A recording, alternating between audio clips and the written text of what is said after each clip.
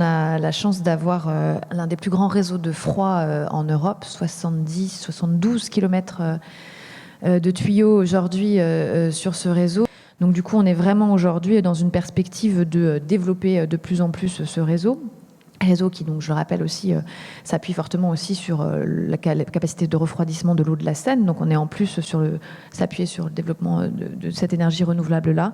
L'idée, c'est effectivement d'aller plus loin dans son développement. On est en train de regarder sur un certain nombre de secteurs pour étendre le réseau évidemment dans le secteur tertiaire, parce qu'on l'a pas trop dit ce matin, mais c'est quand même pour une ville un des lieux où on va trouver le plus de potentiel en termes d'économie d'énergie et de réduction des émissions de gaz à effet de serre.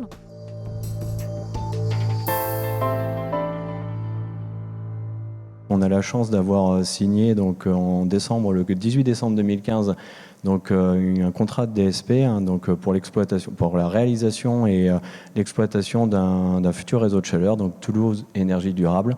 Donc un réseau de chaleur de plus de 37 km qui, on l'espère, à terme, représentera 120 gigawattheures par an, qui va permettre d'économiser plus de 10 000 tonnes de CO2 donc par an, ce qui est sur la métropole un des plus gros projets en termes d'économie de CO2 sur les 10 dernières années.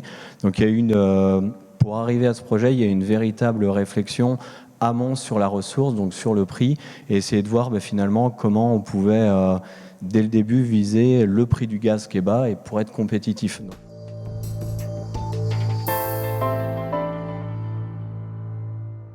Je crois qu'il ne faut pas se cacher, on vit un vrai contre-choc pétrolier, et si on se reporte au contre-choc pétrolier qu'on a vécu, il a été destructeur pour les réseaux de chaleur.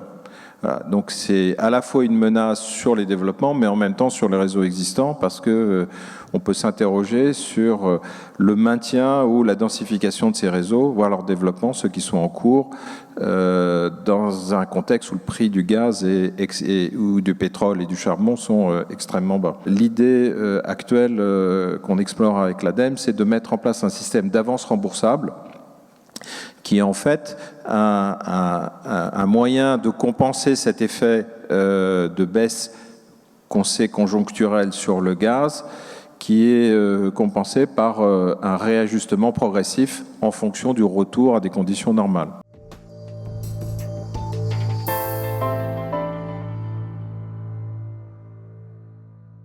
Je dirais qu'il faut persévérer. C'est vrai que je dirais que ce sont des projets qui techniquement ne sont pas forcément compliqués. Je pense aussi qu'aujourd'hui, on est à un moment où il faut tous aussi se parler les uns les autres. Il y a plusieurs acteurs, plusieurs syndicats, plusieurs aussi acteurs dans le domaine des réseaux.